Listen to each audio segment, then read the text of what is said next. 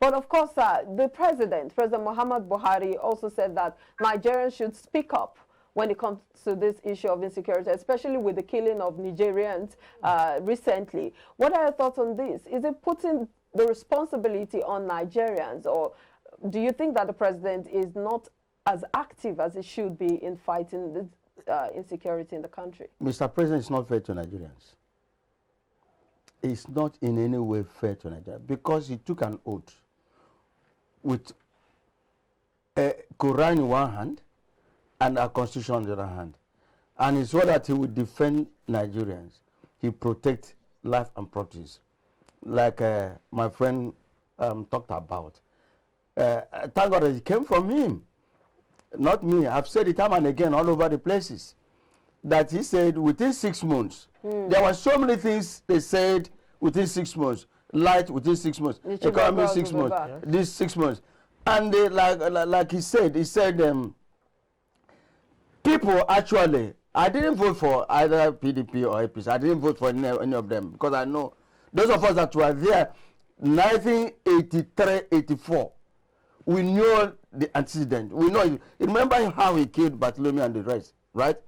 Now, we knew that he was not going to do it. But Nigerians, with propaganda, there's nothing that is being destructive than bringing up propaganda to attack realities. We all knew, he's a military man. We know what he did when he was the head of state, not knowing that he was not the one playing it. It was Tunde Dabo that was doing it. You see, until the chips are down, be able to know something. So we also, he says within 6 months, the Boko Haram will be a third of the past. Again, he said he will not negotiate. Not that somebody told me, I listened to, I watched him. He said that he was not going to negotiate with criminals. But don't forget that even during the campaign, that Lai Mohammed then said that PDP government was killing their own people. Killing their own people. And that was why if Enye Joka was removed. So now our president is saying that Nigeria should speak up. What about the ones who have spoken up? Has he taken any action? Because of this now, the Senate said they are going to impeach him. And I was in Vision Africa that I said, let's stop that. It will not see the light of the day. It will not. Do you know what it is? The process of impeaching ordinary local government chairman? Let alone a deputy governor. But where do you think all of that is stemming from? Is it a form of distraction? Yes, it's a form of distraction to me. It may not be the same thing to you. You see, how will that scale through? It will not scale through. In Nigeria has not developed to the state of saying this is right, we must do it, and nothing will happen. It will not. With due respect to my northern friends, the North will never allow it happen. All right, Mr. Sokoto is back with us. Thank you for joining us again, Mr. Sokoto. Thank you for having me. All right, I'd like to get your thoughts on the calls by different people, different stakeholders, saying that Nigerians should begin to bear arms to defend themselves, especially the recent one from the governor of Benue State, Samuel Otom. You know, I mean, we have examples all around the world, and a lot of times when these ideas come up, you know, all you have to do is just cast your gaze across, you know, the border to see whether it will work or not. And you can compare Britain, the British society, with America. You can compare Australia, you know, with America. America has the First Amendment that gives people the right to bear arms. And we all know how that is going today. You know the wanton, completely pointless loss of lives that happen every week.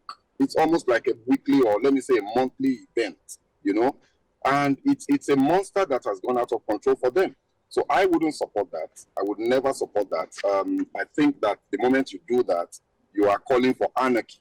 What we must do is to either hold our government accountable to do their job, or where they fail, to remove them. Thank God that the elections are approaching, you know, and Nigerians are presented or confronted with very difficult options again. You know, so I think we need to look at the situation that we find ourselves in and ensure that we vote with our brains working very actively this time around, so we don't fall into the same trap and the same mistake that we made in 2015. We can't ask people to start carrying arms. You will be asking for anarchy. Okay, let me quickly take you on this. In the quest to find, lasting solutions now to the spate of insecurity in the land, there have been calls by Nigerians at different intervals that we should have state policing and, community policing, basically decentralizing the policing unit or structure of the nation.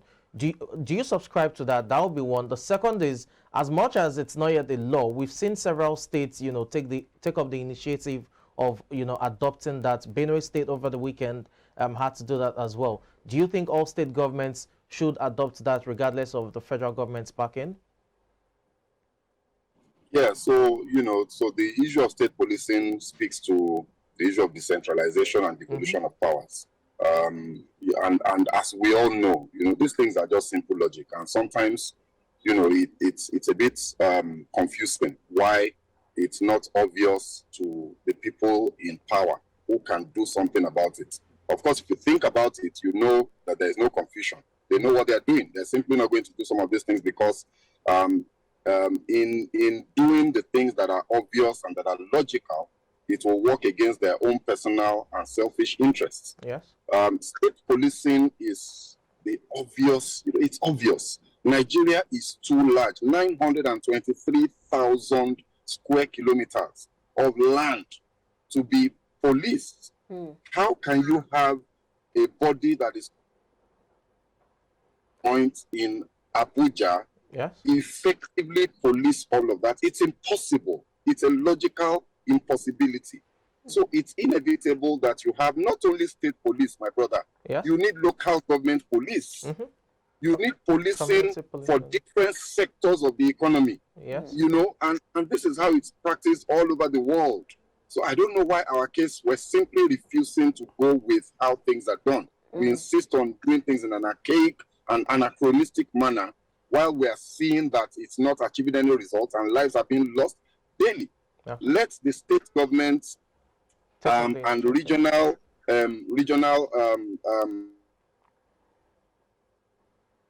Mr. Shokwito. And work. Okay. Yes, can you hear me?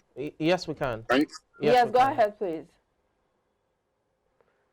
Okay, looks like some audio connections there with Mr. Shokwito. I think he's back. Mr. Shokwito, can you hear us?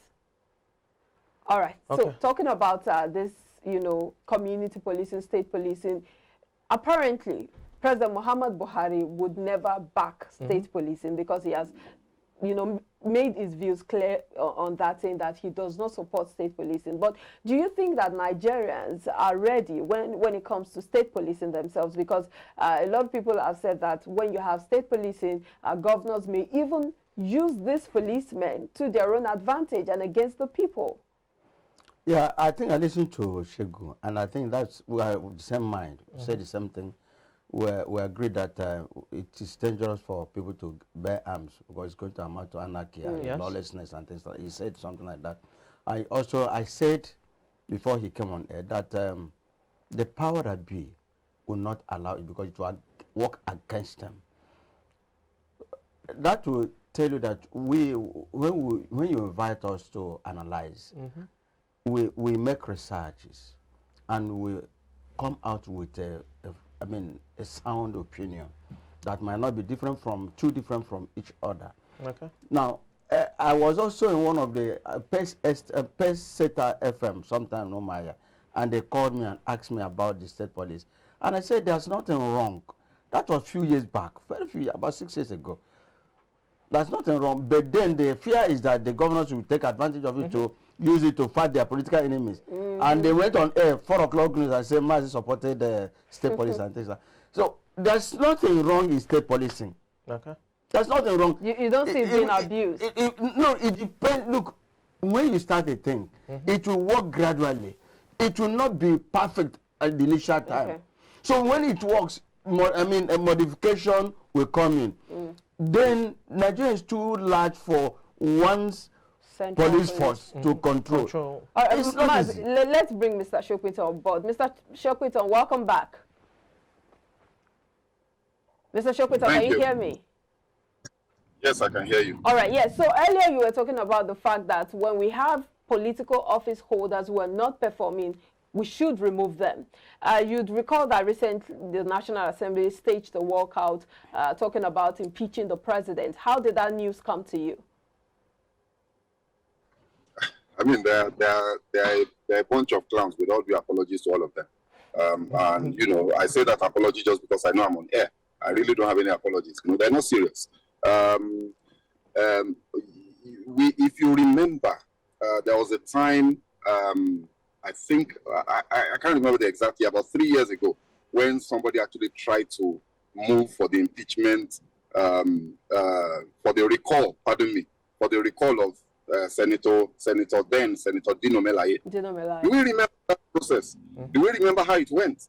You know, recall and impeachment are the two provisions provided in the Constitution for the removal of elected public officials in our Constitution.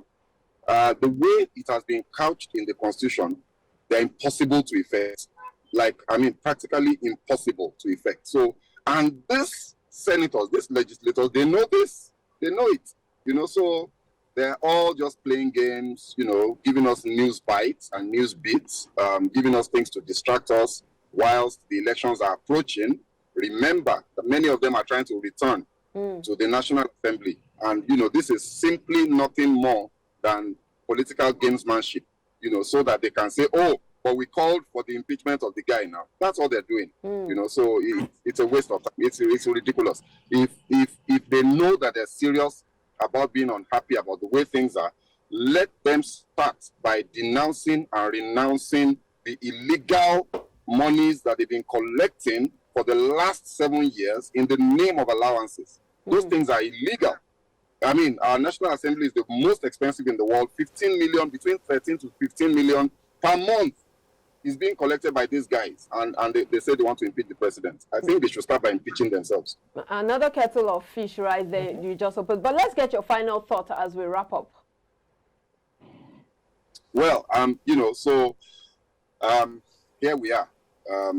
Nigeria made a huge blunder in 2015. I think it's all very clear to most people. We have an opportunity to correct it in 2023. Let us bear in mind, and this is very important, that there are no messiahs anywhere. None of the three candidates of the key political parties are going to bring any magic wand to solve the problems of this country. The security problem or the insecurity problem will not go away in 6 months. Nobody can do that. It's a very, very serious problem that will take very careful planning, both on the military front, on the combat front, on the economic front, on the social justice front to solve. You know, so. All right, we'll take that as your final thought. Mazi, let's get your final thoughts. Yeah, I think I said it all. I think there's nothing he said that I have not said here. The issue of impeachment is a sort of distraction. They are looking away so that they will smile to their banks, like what they normally enjoy during the passage of budget. And he also mentioned about security issue. Insecurity cannot be addressed within 6 months. I'm telling you that is a lie. You have to walk the way out. Secondly, talked about the jumbo salaries. These are things that we should work. Then finally, I want to say that Nigerians have another option to get it right. If we don't get it right now, 2022 to 2023, Nigeria is done for. Right, so we want to appeal to you and everybody. Make sure you get a PVC. Make sure you go out to vote. Make sure that you know your vote count by keeping a distance to make sure that nothing. And again, the electronic transmission of results is effective now. Time has come for them to sit here to write result. Now our votes shall count, and the needful should be done. Right. Nigerians, if you get it wrong now, it will take the grace of God for you to live tomorrow. Thank you, Mazi. We must Thank you very appreciate you for your time, Mazi Chinedumobioha, Public Affairs Analyst. It's my pleasure. Thank you for having me. Have a great day. All right, we must also thank Shegun Shokwiton, a Public Affairs Analyst, for his thoughts on the show this morning. We'll take a break now. When we come back, we'll talk money. Please stay with us.